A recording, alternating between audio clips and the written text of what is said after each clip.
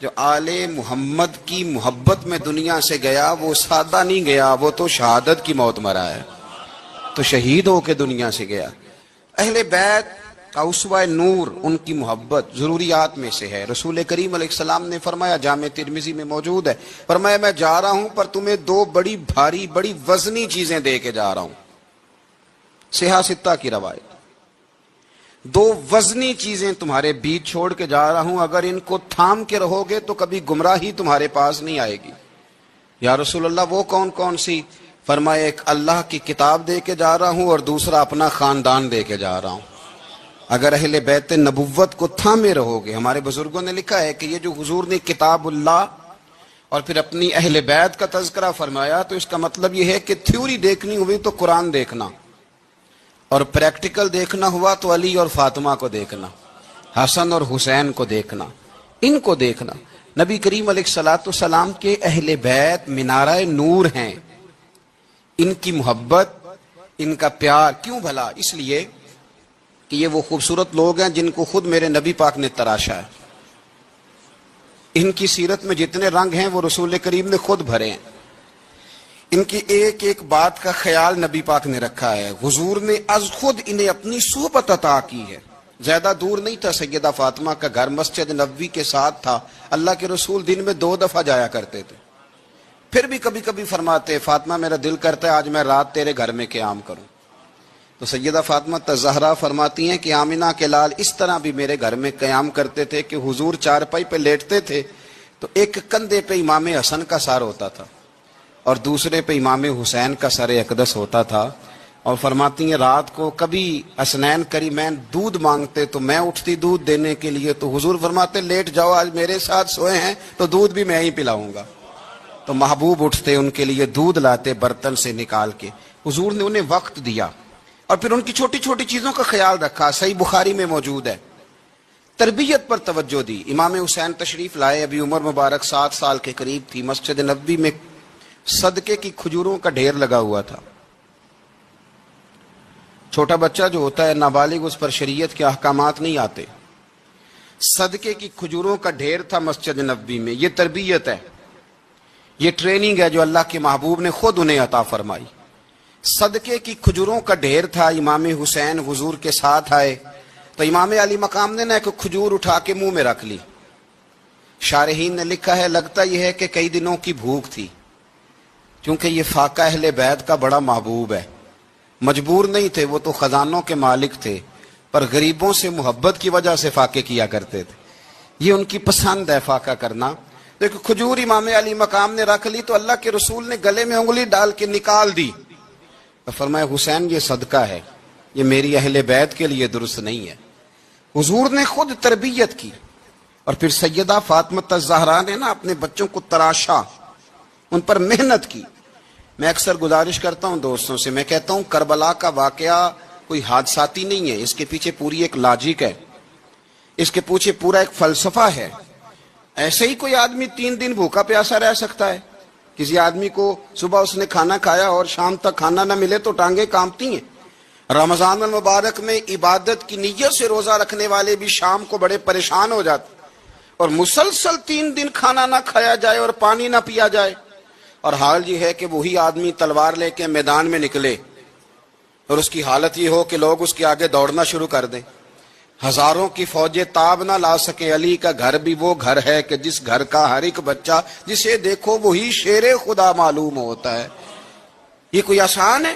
اس کے پیچھے پوری ایک اس کے پیچھے فلسفہ ہے۔ امام راضی کی تفسیر کبیر دیکھیے گا، امام راضی کہتے ہیں کہ سیدہ فاطمہ الزہرا رضی اللہ تعالی عنہ کے دونوں شہزادے حسنین کریمین بیمار ہو گئے تو سیدہ نے منت مانگی کہ بچوں کو شفا ہوگی تو 3 روزے رکھوں گی۔ شفا ہو گئی، روزے بھی رکھ لیے۔ اور جب مولا علی شیر خدا روزہ رکھنے کے لیے بیدار ہوئے، سیدہ فاطمہ الزہرا بیدار ہوئی تو امام حسن اور حسین بھی اٹھ گئے، 7-8 سال کی عمر۔ اماں جی ہم نے بھی رکھنا ہے۔ صبح کھجور اور دودھ سے روزہ رکھ لیا گیا۔ این افطاری کے وقت مولا علی کہتے ہیں فاقے چل رہے تھے، کہیں سے میں جوں لایا تھوڑے سے، سیدہ فاطمہ الزہرا نے پیس کر روٹیاں پکائیں۔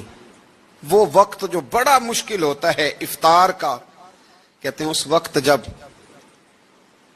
کھانے کے لیے بالکل ہاتھ آگے بڑھنے لگے اور امید تھی کہ ابھی سیدنا بلال اللہ اکبر کہیں گے تو روزہ کھلے گا، لیکن ابھی چند ہی منٹ رہتے تھے کہ دروازے پر ایک فقیر نے صدا دی، کہنے لگا سارے مدینے کے دروازے کھٹکھٹا آیا ہوں، قحط ہے، فاقہ ہے، اے رسول اللہ کے خاندان والو، میں یتیم ہوں، کسی نے بتایا ہے کہ اور کوئی دروازہ کھلے نہ کھلے سیدہ کا دروازہ تیرے لیے ضرور کھلے گا، کیا یتیم کو روٹی ملے گی؟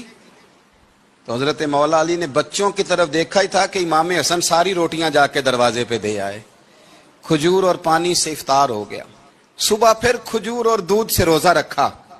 امام راضی کہتے ہیں این وہ وقت جب افطار کا ٹائم آیا تو پھر دروازے پہ کسی نے صدا دی، کہا رسول اللہ کے خاندان والوں میں مسکین ہوں، رات سے روٹی کھائی ہے، نہ صبح کھا سکا نہ دوپہر، کسی نے بتایا ہے کہ اس دروازے سے خالی کوئی نہیں جاتا۔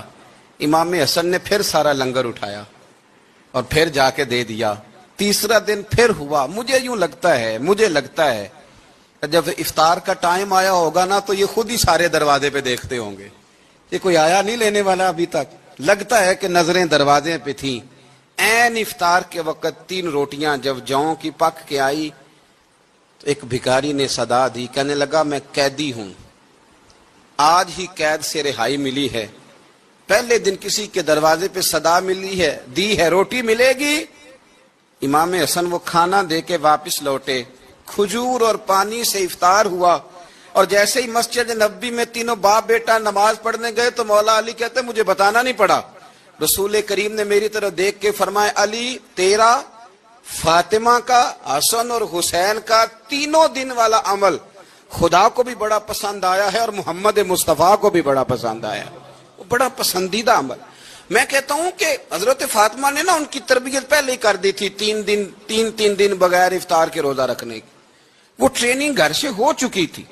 اب میدان کربلا میں 3 دن بھوکا پیاسا رہنا ان کے لیے مشکل نہیں تھا، وہ تو ان بچوں کے لیے مشکل ہوتا ہے جو کھانا دیر سے پکنے سے برتن توڑنے شروع کر دیتے، وہ بچے بلیک میل ہوتے ہیں جن کو ایک وقت ان کے پسند کا کھانا نہ ملے تو وہ گھر میں جو ہے وہ ادھم شروع کر دیتے ہیں، جن کی ماں نے عادت ڈالی ہو کہ بیٹا 3 دن بھوکے پیاسا رہنا ہوا تو رہ لینا، لیکن کسی بھی باطل کے ساتھ کمپرومائز نہ کرنا، ان کے لیے اتنا مشکل نہیں تھا۔ ان کی تربیت ہوئی، ان کی ٹریننگ ہوئی، پھر اللہ نے ان کی سیرت میں رنگ بھرے، ان کے کردار میں حسن آیا، وقار آیا۔ حضرت امیر معاویہ رضی اللہ تعالی عنہ نے ایک شخص کو بھیجا مدینہ منورہ شام سے، تو اس نے کہا میں نے امام حسین سے ملنا ہے، تعارف کیا ہے؟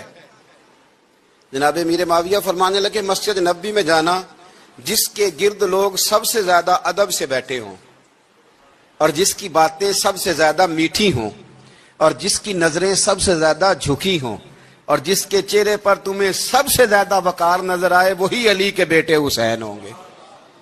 جو سب سے زیادہ تمہیں وہاں ماحول کے اندر جو شخص نظر آئے، پوچھنے کی ضرورت نہیں پڑے گی، وہ شخص کہتا میں مدینے آیا تو میں نے واقعی ایک شخص کو دیکھا، شہد کے گرد مکھیوں کا اتنا ہجوم نہیں ہوتا جتنا امام حسین کے گرد رسول اللہ کے غلاموں کا ہجوم تھا، لیکن نظریں جھکی ہوئی، باتیں میٹھی، لہجہ گداز لفظوں میں رانائی، اور لوگ کئی باتیں پوچھتے تو علی کے صاحبزادے ایک آدھ جملہ بولتے تو لگتا یہ کہ وہ جملہ سیدھا دل میں اترتا چلا جاتا ہے۔ امام علی مقام کے کردار میں نا کچھ باتیں بڑی زیادہ تھیں، بہت زیادہ تھیں، بڑا حسن تھا۔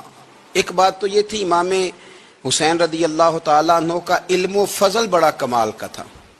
ایک دفعہ صحابہ میں مسئلہ بن گیا کہ بچہ پیدا ہوتا ہے تو اس کا وظیفہ کیسے لگانا ہے، امام حسین کا علم و فضل بتا رہا ہوں، علم و فضل، تو بات بڑی پیچیدہ ہو گئی۔ حضرت عبداللہ ابن زبیر کے پاس لوگ آئے، کہنے لگے کہ آپ بڑے صاحب علم و فضل ہیں، آپ نے حضور علیہ الصلوۃ والسلام کے ساتھ وقت گزارا ہے، تو مسئلے کو حل کریں کہ بچہ پیدا ہونے کے بعد حکومت اگر وظیفہ لگائے گی تو کب لگائے گی؟ جب بحث طول پکڑ گئی، مسئلہ حل نہیں ہوتا تھا، تو حضرت عبداللہ ابن زبیر کہنے لگے ہم سے نہیں حل ہوگا، ایک بندہ ہے جس کے سینے میں رسول اللہ صلی اللہ تعالی علیہ وسلم کے نور نبوت کا فیضان ہے، وہ یہ مسئلہ حل کریں گے۔ تو کہا وہ کون سے؟ آپ فرمانے لگے جب ہم سے مسائل حل نہیں ہوتے تو ہم ان کے علم سے فائدہ اٹھاتے ہیں. کہا کون ہے؟ کہا جناب امام حسین. تو لوگ حضرت امام حسین کے پاس گئے کہ حضرت یہ ایک مسئلہ الجھ گیا ہے کہ بچہ پیدا ہو تو وظیفہ کب لگانا ہے؟ فرمایا الجھنے والی بات ہی کوئی نہیں. پیدا ہونے کے بعد جب وہ پہلی دفعہ آواز نکالے تو اس کا وظیفہ لگا دو. اس کا مطلب یہ ہے کہ وہ دنیا میں آ گیا ہے, اس نے اپنے آنے کا اظہار کر دیا ہے, اعلان کر دیا ہے, اب اس کا وظیفہ لگا دو. تو اس پر پھر صحابہ کا اتفاق ہو گیا.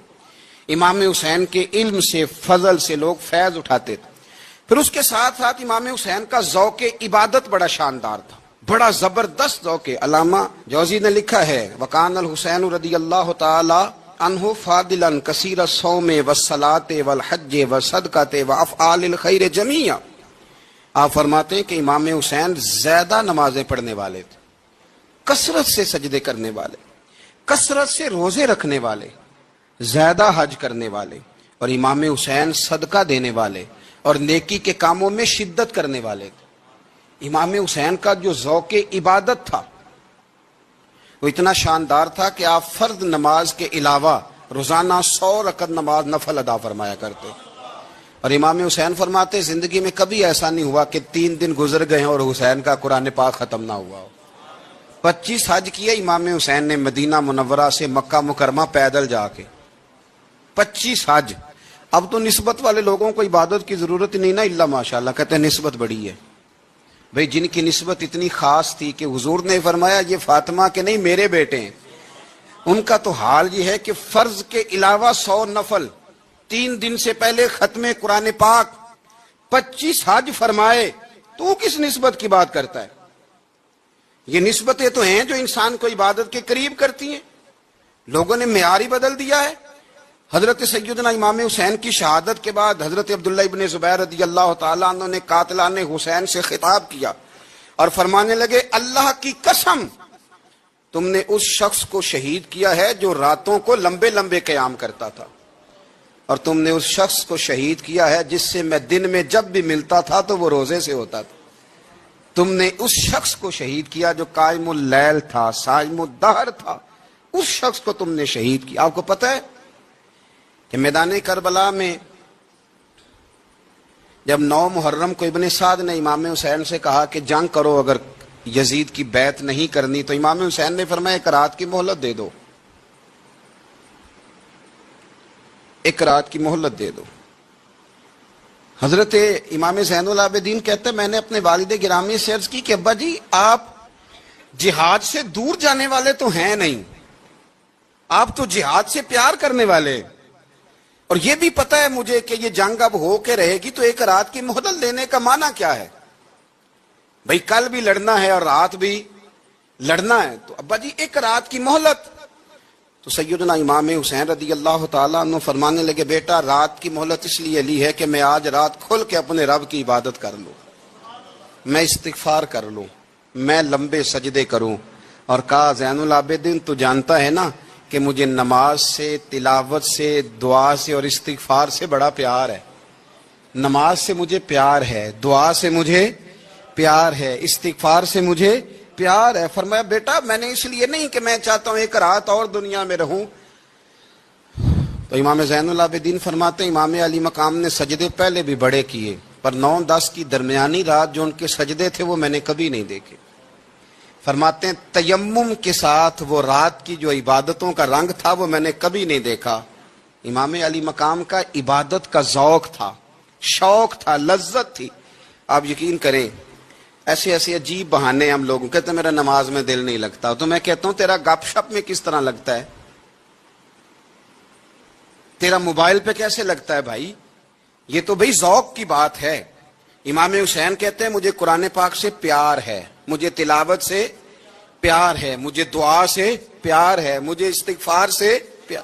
بھائی جس کو جس چیز سے پیار ہوگا دل لگ جائے گا. ہم نے کبھی پیار کیا ہی نہیں اس سے, جن چیزوں سے پیار ہے وہاں دل لگ جاتا ہے. یہ ایک بہانہ ہے, ورنہ کثرت سے عبادت کرنا, ذوق پیدا کرنا, یہ تو اہل اللہ کا طریقہ ہے. والذین یبیتون لربہم سجدا وقیاما, رب کے بندوں کی علامت یہ ہے کہ وہ راتیں سجدے اور قیام میں گزار دیتے ہیں. تو امام حسین کی سیرت کا کمال ہے کہ ذوق عبادت رکھتے تھے.